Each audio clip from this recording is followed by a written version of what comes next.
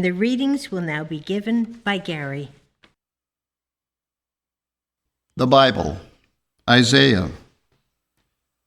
And it shall come to pass in the last days that the mountain of the Lord's house shall be established in the top of the mountain, and shall be exalted above the hills, and all nations shall flow unto it. And he shall judge among the nations, and shall rebuke many people. And they shall beat their swords into plowshares, and their spears into pruning hooks. Nation shall not lift up sword against nation, neither shall they learn war any more. 2 Kings. The king of Syria warred against Israel, and took counsel with his servants, saying, In such and such a place shall be my camp. And the man of God sent unto the king of Israel, saying, Beware that thou pass not such a place, for thither the Syrians are come down. And the king of Israel sent to the place which the man of God told him and warned him of, and saved himself there not once nor twice. Therefore the heart of the king of Syria was sore troubled for this thing. And he called his servants and said unto them, Will ye not show me which of us is for the king of Israel? And one of his servants said, None, my lord, O king. But Elisha, the prophet that is in Israel, telleth the king of Israel the words that thou speakest in thy bedchamber. And he said, Go and spy where he is, that I may send and fetch him. And it was told him, saying, Behold, he is in Dothan. Therefore sent he hither horses and chariots, and a great host. And they came by night, and compassed the city about. And when the servant of the man of God was risen early, and gone forth, behold, an host compassed the city both with horses and chariots. And the servant said unto him, Alas, my master, how shall we do? And he answered, Fear not, for they that be with us are more than they that be with them. And Elisha prayed and said, Lord, I pray thee, open his eyes, that he may see. And the Lord opened the eyes of the young man, and he saw. And behold, the mountain was full of horses and chariots of fire round about Elisha. And when they came down to him, Elisha prayed unto the Lord and said, Smite these people, I pray thee, with blindness. And he smote them with blindness, according to the word of Elisha. And Elisha said unto them, This is not the way, neither is this the city. Follow me, and I will bring you to the man whom ye seek. But he led them to Samaria. And it came to pass, when they were come into Samaria, that Elisha said, Lord, open the eyes of these men, that they may see. And the Lord opened their eyes, and they saw. And behold, they were in the midst of Samaria. And the king of Israel said unto Elisha, when he saw them, My father, shall I smite them? Shall I smite them? And he answered, Thou shalt not smite them. Wouldest thou smite those whom thou hast taken captive with thy sword and with thy bow? Set bread and water before them, that they may eat and drink, and go to their master. And he prepared great provision for them, And when they had eaten and drunk, he sent them away, and they went to their master. So the bands of Syria came no more into the land of Israel. Luke. After these things, the Lord appointed other 70 also, and sent them 2 and 2 before his face into every city and place whither he himself would come. Therefore said he unto them, The harvest truly is great, but the laborers are few. Pray ye therefore the Lord of the harvest, that he would send forth laborers into his harvest. Go your ways. Behold, I send you forth as lambs among wolves. And he said, Take heed that ye be not deceived. For many shall come in my name, saying, I am Christ. And the time draweth near.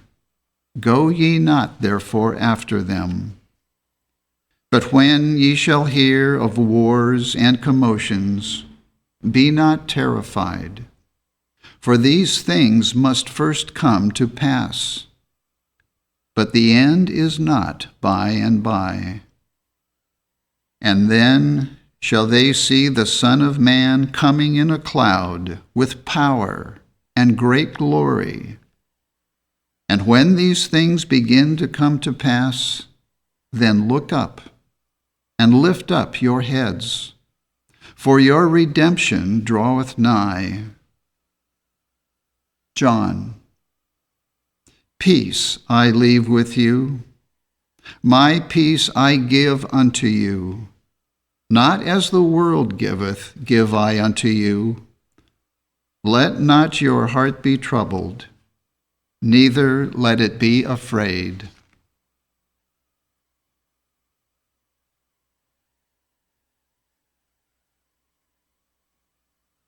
I shall now read correlative passages from Science and Health with Key to the Scriptures and from Prose Works by Mary Baker Eddy. The Bible contains the recipe for all healing. The leaves of the tree were for the healing of the nations. For many years I have prayed daily that there be no more war, no more barbarous slaughtering of our fellow beings. Prayed that all the peoples on earth and the islands of the sea have one God, one mind. Love God supremely and love their neighbor as themselves. National disagreements can be and should be arbitrated wisely, fairly, and fully settled. It is unquestionable, however, that at this hour the armament of navies is necessary for the purpose of preventing war and preserving peace among nations. Bloodshed, war, and oppression belong to the darker ages and shall be relegated to oblivion. To my sense, the most imminent dangers confronting the coming century are the robbing of people of life and liberty under the warrant of the Scriptures, the claims of politics and of human power, industrial slavery, and insufficient freedom of honest competition, and ritual, creed, and trusts in place of the golden rule. Whatsoever ye would that men should do to you, do ye even so to them. Nothing is gained by fighting, but much is lost. Peace is the promise and reward of rightness. Governments have no right to engraft into civilization the burlesque of uncivil economics. War is in itself an evil, barbarous, devilish. Victory in error is defeat in truth. War is not in the domain of good. War weakens power and must finally fall, pierced by its own sword.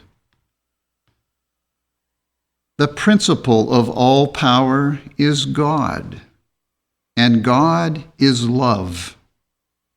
Whatever brings into human thought or action an element opposed to love is never requisite, never a necessity, and is not sanctioned by the law of God, the law of love. The founder of Christianity said, "My peace I give unto you, not as the world giveth, give I unto you." Christian Science reinforces Christ's sayings and doings. The principle of Christian Science demonstrates peace. Christianity is the chain of scientific being reappearing in all ages, maintaining its obvious correspondence with the Scriptures, and uniting all periods in the design of God. The first commandment in the Hebrew Decalogue, "Thou shalt have no other gods before me," obeyed, is sufficient to still all strife. God is the divine mind. Hence the sequence, "Had all peoples one mind, peace would reign."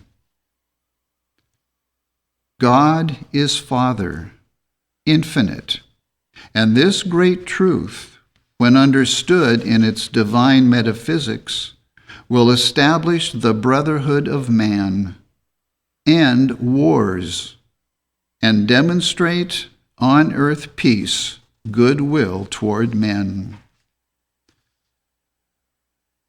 Before error is wholly destroyed, there will be interruptions of the general material routine. Earth will become dreary and desolate, but summer and winter, seed time and harvest, though in changed forms, will continue unto the end, until the final spiritualization of all things. The darkest hour precedes the dawn.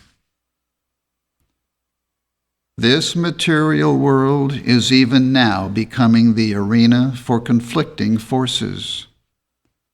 On one side, there will be discord and dismay.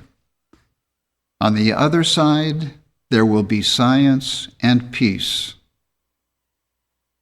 The breaking up of material beliefs may seem to be famine and pestilence, want and woe, sin, sickness, and death, which assume new phases until their nothingness appears. These disturbances will continue until the end of error, when all discord will be swallowed up in spiritual truth.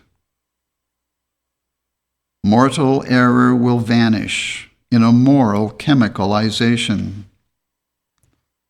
This mental fermentation has begun and will continue until all errors of belief yield to understanding. Belief is changeable, but spiritual understanding is changeless. As this consummation draws nearer, he who has shaped his course in accordance with divine science will endure to the end. As material knowledge diminishes and spiritual understanding increases, real objects will be apprehended mentally instead of materially. During this final conflict, wicked minds will endeavor to find means by which to accomplish more evil. But those who discern Christian science will hold crime in check. They will aid in the ejection of error. They will maintain law and order and cheerfully await the certainty of ultimate perfection.